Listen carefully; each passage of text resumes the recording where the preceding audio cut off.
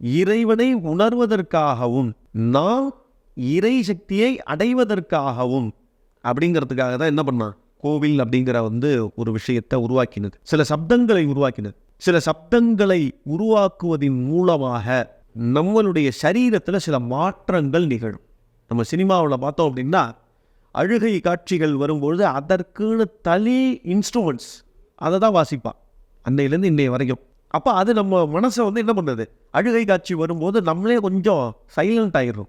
Cinema பார்க்குற அத்தனை பேரும் சப்தம் இல்லாமல் தான் இருக்கும். அப்போ அந்த சப்தம் அப்படிங்கிறது தான் இங்கே விஷயம், அதிர்வலை அப்படிங்கிறது தான் விஷயம். அப்போ நீ ஒவ்வொரு இடத்துக்கு போகும்பொழுதும் உனக்கு என்ன நன்மை அப்படிங்கிறத விட அந்த இடத்தினுடைய தன்மை என்ன, அங்கே போனால் நீ என்ன பண்ணணும், அங்கே என்ன பண்ணுறதுனால உனக்கு என்ன பலன் கிடைக்கும், நீ முதல்ல அங்கே ஏன் போகிற அப்படிங்கிற விஷயத்தை எல்லாத்தையும் உணவு வாங்கிக்கிட்டு ஒரு இடத்துக்கு போ.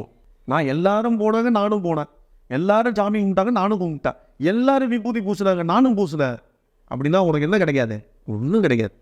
நீ போயிட்டு வந்தது தான், அவ்வளோதான். அதற்கான பலாபலன் கிடைக்கும். தெரிஞ்ச தொட்டாலும் தெரியாமல் தொட்டாலும் நெருப்பு சுடுங்கிற மாதிரி நீ போயிட்டு வந்ததுக்கான ஏதோ ஒரு பலன் உனக்கு கிடைக்கும். நீ எதிர்பார்த்த பலன் கிடைக்காது.